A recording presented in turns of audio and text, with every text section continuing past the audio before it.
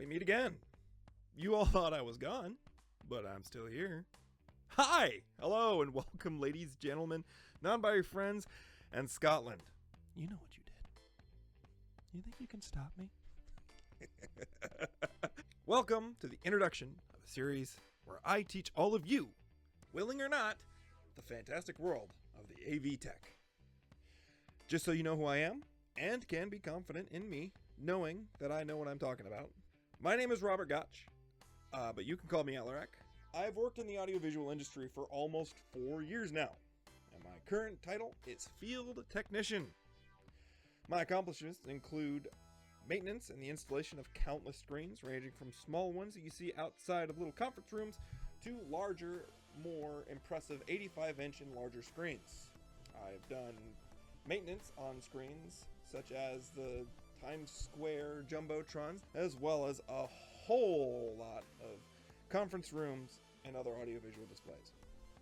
One important thing to note is, yes, I'm still what many of you old heads might call new. But I assure you, I know what I'm talking about. That being said, even after this series catches up to my current skill level, I will continue uploading new lessons as I learn them myself. I work for, and I'm not lying when I say this, the best audiovisual company on the East Coast. That is not what we call ourselves. That is what the contracting agencies who hire us call us. To finish off introductions, know that if there are any questions you may have or concepts you feel I haven't spent enough time explaining, please feel free to ask away in the comment section. Just know I will want something in return. A like, a subscribe, and a comment with your question.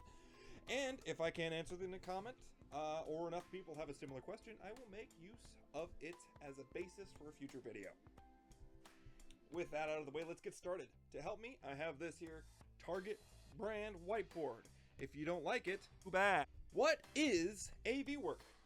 Am I cut out for AV work? What will I need for AV work? For starters, sit down. Lower your voice. Everything's going to be okay. I'm here to help.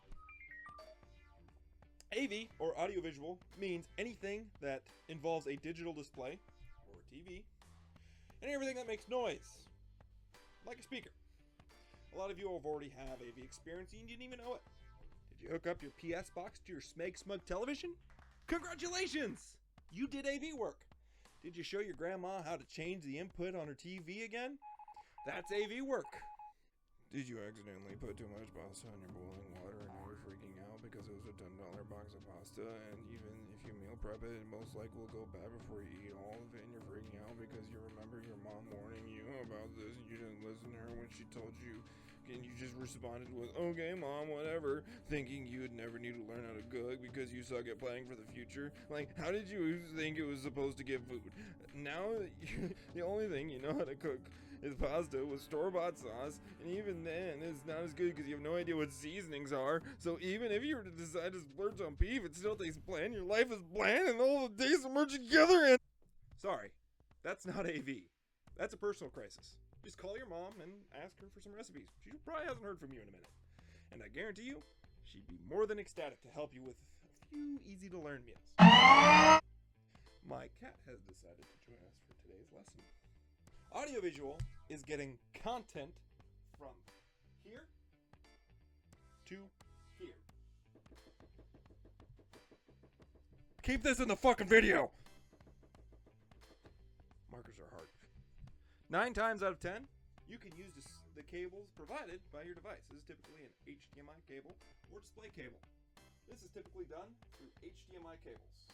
Most devices, like your game box, will probably already have these cables inside the box whenever you get ready to set it up. And believe it or not, most commercial screens that you see usually have a similar audiovisual setup to just this. The only added complication is this magical thing called the internet. For a lot of you amateur techs installing your game boxes, this is achieved through Wi-Fi.